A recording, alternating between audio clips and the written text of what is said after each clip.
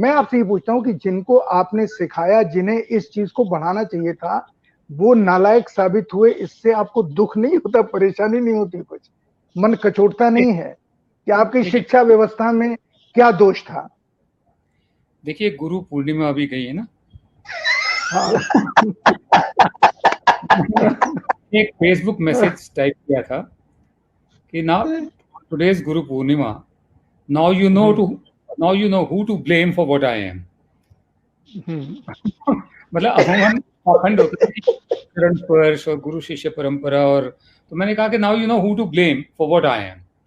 ठीक है, मतलब बहुत लोगों तक इसका मतलब पहुंच गया कि मेरे जो टीचर्स थे, कोशिश की मुझे पढ़ाने की, और आप जानते हो कि इसको कसूर किन का है, जो भी हूँ, तो मैं किसी का गुरु नहीं रहा हूँ, ना मैंने किसी को सिखाया है। लोगों ने जिन ने सीखना था, मैं नाम लूं जिनको आपने सिखाया है, जिनको आपने कैमरा लेके सड़कों पे खड़ा करके कैमरे का एंगल बताया है कि तुम्हारा ये एंगल गलत है, तुम ऐसे रिपोर्ट करो। क्या बात आप कह रहे हो? इतना विनम्र भी मत हो आप, खाली अपनी गलती तो मानो कि मैंने गलत शिक्षा दे दी इस टेलीविजन इंडस्ट्री को। मेरे पास जो भी आया ना, आप जानते हैं कौन कौन लोग आए, मतलब शायद ही एक आध नाम कोई बचेगा जो जाना पहचाना मतलब हो ना आया हो। बहरहाल जो भी लोग आए, मैंने कभी कोई ये नहीं कि मतलब ज्ञान मेरी बपौती है या जितना मुझे आता वो मेरा है, सवाल नहीं पैदा होता। ठीक है ना। अशोक जी ने जैसा कहा, अशोक ने, कि मतलब टेक्निकलिटीज तो सीख गए, कैमरे की जुबान भी सीख गए, एडिटिंग की जुबान भी सीख गए, जहाँ तक कंटेंट की बात आती है, अब हालात जिस तरह से बदले हैं, उनमें से बहुत सारे लोग चैनलों के मालिक बन गए हैं, तो वो पत्रकार तो रहे नहीं, वो तो एंटरप्रेन्योर हो गए ना, वो तो एंटरप्रेन्योर हो गए। बहुत बढ़िया। युवा उद्यमी थे, अब अधेड़ उद्यमी हो गए हैं। और एक दफे जब आप बिजनेसमैन बन जाए, तो फिर पत्रकारिता का ये लबादा क्यों ओढ़ना? मतलब शराफत से कहिए कि भैया अब मैं पत्रकार नहीं हूँ, बीच बीच में मैं कुछ ना कुछ करता रहूंगा। जैसे एक मैं नाम ले भी लूँ, जो शुरुआत जिन्होंने की थी मेरे से, राघव है। अब वो अलग हो गए थे जब अपना चैनल शुरू किया था, बीच बीच में कभी कोई एक आध प्रोग्राम कर दो, ठीक है, बाकी वो अपना देख रहे थे कि कैसे बढ़ाना है अपने काम को, और बढ़िया उनके हिसाब से जो उनके मानक थे, स्टैंडर्ड से, वो दे रहे हैं। बाकी लोग जो हैं, they are pretending to be media people, but they are entrepreneurs basically.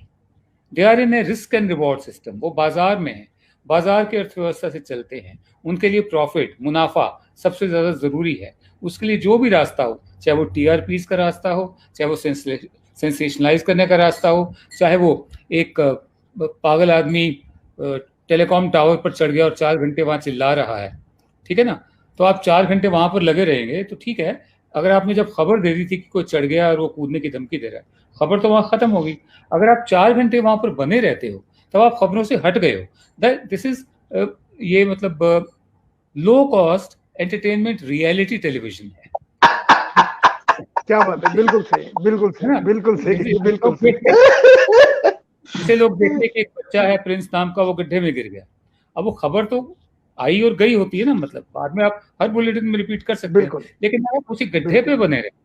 Low cost entertainment reality television में चले गए हैं, जिसे लोग देखते हैं, देखने दीजिए। आप अपने लाइसेंसेस चेंज करवा लीजिए, न्यूज चैनल के लाइसेंस की जगह आप एंटरटेनमेंट रियलिटी टेलीविजन करवा लीजिए, और जो सुविधाएं मिलती है न्यूज चैनल्स वालों को, पत्रकारों को, वो आपसे छीन ली जाए, वापस ले लीजिए।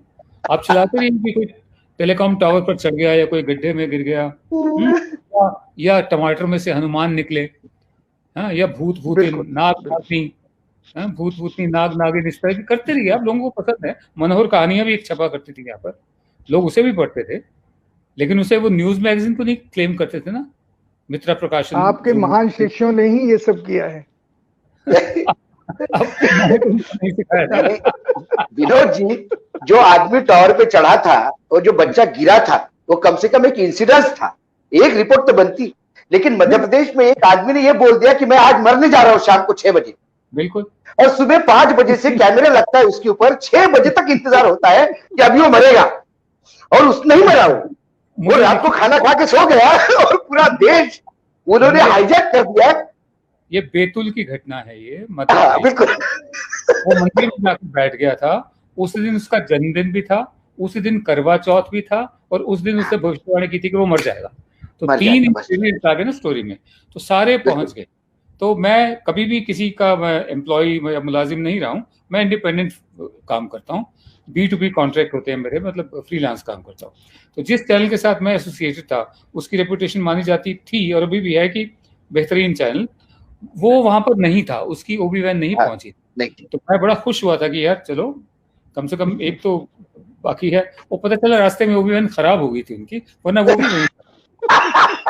और मुझे अच्छी याद, जब वक्त आ गया उसके मरने का और वो मरा नहीं, तो आखिरी एक कह रहा था कि देखिए देखिए अब वो उनको गर्मी लग रही है, अपने वो कमीज के बटन खोल रहे हैं, कमीज उतार रहे हैं।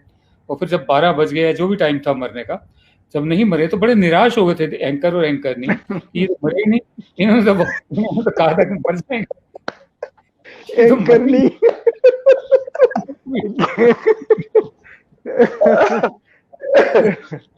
विनोद जी, आजकल तो नई शब्दावली गढ़ गई है।